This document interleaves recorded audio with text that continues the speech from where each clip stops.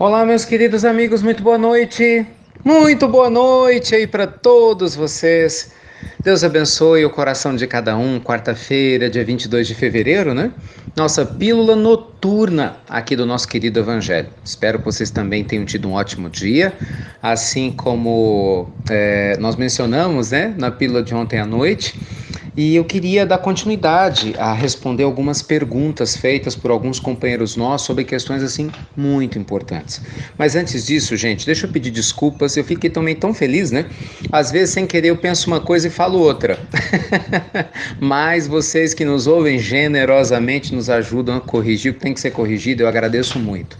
Ontem, quando eu falava a respeito da questão dos animais e me referia à alimentação, né, sobre a questão das aves, né, num sentido de falar, olha, já que você vai comer o ovo, vai comer a carne da ave, né, da galinha, que a gente dê preferência àquelas que são criadas livremente. E acabou que eu confundi e falei que são as galinhas de granja. Na realidade, as de granja que são maltratadas, né, para produzir mais.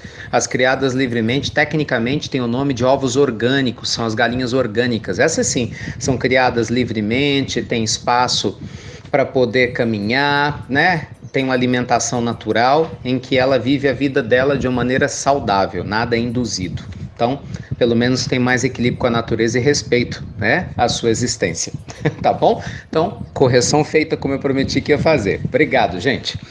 Meus amigos, dando continuidade às questões muito importantes que foram colocadas, eu vou direto ao assunto porque o nosso tempo é curtinho, né? As questões são várias. A primeira delas, uma pessoa nos pergunta assim: Ricardo, conta toda uma história de dificuldade sexual em relação ao marido, tem dificuldade nessa questão e se sente culpada, né, no que tange à prática sexual, né, sem saber se realmente isso é obrigatório, se não é, o que a lei divina fala a esse respeito. O que eu entendi é que ela se sente constrangida a praticar o ato sexual com um companheiro, mas não é feliz com isso, e parece que as coisas não caminham muito bem. Bem, gente, o que nós aprendemos é que o nosso corpo, ele é, sem dúvida alguma, um templo sagrado, que o espírito habita momentaneamente da terra. E a energia sexual, quando ela é bem conduzida, é uma troca maravilhosa entre dois seres que permutam energia salutar e, consequentemente, retroalimentam seus chakras com amor. Então, quando há a energia sexual, né, a troca sexual através do beijo, do ato sexual em si, com muito carinho, com muito afeto, há um reabastecimento mútuo, inclusive no nível energético. É muito importante. O espírito de Emmanuel nos fala disso em Vida e Sexo, dizendo que a energia sexual é indiscutivelmente a principal forma, né, de manifestação do amor após o próprio amor propriamente dito.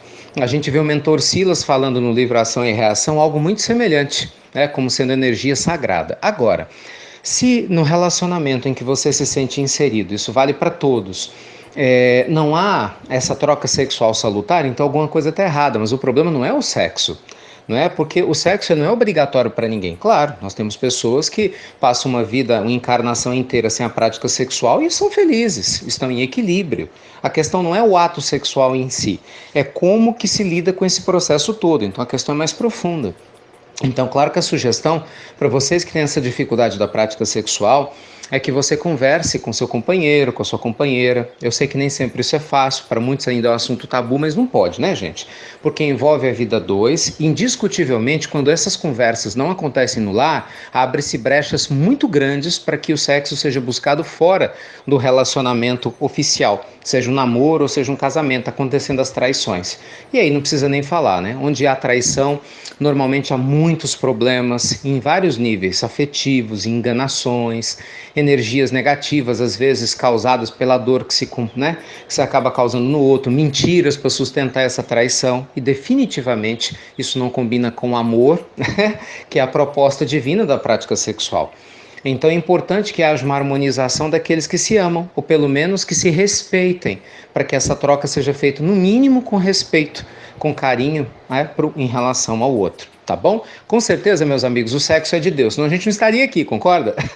Mas o abuso na sua prática, na sua forma de lidar, bem, essa é uma questão do homem. O sexo não tem nada a ver com isso. O homem que tem que se elucidar. Outra pergunta aqui fala sobre a questão da tristeza. Ricardo, muito triste, até pensamentos suicidas por causa de problemas financeiros muito graves ou dificuldades, inclusive de traição. Muitas pessoas tristes, principalmente por causa da crise econômica. Olha, meus amigos, eu queria de uma maneira objetiva sugerir a vocês a leitura do capítulo 16 do Evangelho segundo o Espiritismo. Mesmo você que não é espírita, né, eu rogo a você um pouco de tolerância e carinho, já que você gosta de receber nossas pílulas, pegue o Evangelho segundo o Espiritismo, né, e leia. Por exemplo, eu não sou adepto de várias religiões, mas leio todos os livros que eu posso de todos os lugares, porque a gente sempre aprende algo novo, não é assim? E para mim isso é muito importante. No capítulo 16 do Evangelho é um capítulo lindo e riquíssimo, em que Kardec explica que a gente não pode servir a Deus e a Mamon, falando sobre a desigualdade das riquezas, a prova da pobreza, da riqueza, e como a gente deve se comportar perante esses momentos difíceis. O que eu quero dizer é o seguinte: tudo passa e nada acontece por acaso. Nós sabemos, meus amigos, que muitas vezes a prova da riqueza, embora não pareça, ela é muito mais perigosa e mais complicada do que a pobreza. Mas o que ocorre é que a visão social da pobreza é muito negativa, né? E o problema é que às vezes a gente passando por essa prova, a gente se confunde com essa experiência, que tem que ser transitória. Mas acaba sendo quase que eterna nessa existência. Por quê? Porque a pessoa fica pouco criativa, ela não se inova, ela não acredita no seu potencial. Qual que é a minha sugestão? O Evangelho. O Evangelho não vai pagar a sua conta de luz, nem vai colocar comida dentro da sua despensa, mas o Evangelho, ele vai te dar força, ele vai fazer sua autoestima ficar elevada. O Evangelho vai mostrar para você que você não está sozinho e, consequentemente, o Evangelho vai te trazer autoconfiança para você estudar, buscar um bom emprego, passar confiança para o seu empregador. O Evangelho te protege, entende, da tristeza, porque a gente se liberta dessa angústia quando a presença de Deus é presente em nossas vidas. Você, meu amigo, não é a primeira nem a última pessoa que vai passar por uma dificuldade nessa terra. Seja de traição, de falta de dinheiro, problema de saúde, absolutamente nada justifica a gente fechar as portas da nossa mente e do coração para a presença de Deus. Felizes daqueles que entendem isso, porque a prova vem embora, mas a aprendizagem fica. Lembre-se disso. A pessoa que infelizmente comete o suicídio é um desatino tremendo, chega no mundo espiritual altamente perturbada, muito pior do que estava aqui. Se arrepende porque vê que a vida não acaba e aí já não tem mais como voltar. Aí é todo um processo de recuperação que definitivamente não é o que nenhum de nós deseja. Então, vamos trazer o Evangelho para a nossa vida com bom ânimo, com alegria, com a graça de Deus, tudo há de passar. Vamos fazer a nossa parte para que tudo flua. Lembre-se do culto no lar, de procurar uma prática espiritual da sua religião que você se sinta à vontade para fortalecer a sua fé. Tá bem? E a última pergunta de hoje fala sobre humildade. Gostei dessa pergunta. Ricardo, o que você entende como sendo humildade? Eu acho muito legal, gente, essa questão, porque há muitas coisas, muitas definições sobre humildade. E eu tenho aqui uma frase atribuída ao nosso amado Chico, que eu acho que define muito bem. Eu não sei se é dele, ou se especificamente é de Emmanuel, André Luiz, ou algum outro espírito através das mãos dele. Mas com certeza ele personificou muito bem o que essa frase quer dizer e que foi escrita através das suas mãos ou tirada do seu coração. E a frase diz assim: a humildade não está na pobreza, nem na indigência, nem na penúria, na nudez e nem na fome. A humildade, meus amigos, está na pessoa que, tendo todo o direito de reclamar, de julgar, de reprovar e de tomar qualquer atitude compreensível no seu brio pessoal, ainda assim apenas abençoa. Olha que frase profunda. Então, para mim, humildade é isso. É se colocar a serviço de Deus, não do nosso ego. E ter a certeza de que tudo passa e de que a gente trabalha para Deus, seguindo Cristo, e não para os homens e para os valores transitórios da terra. Tá bom?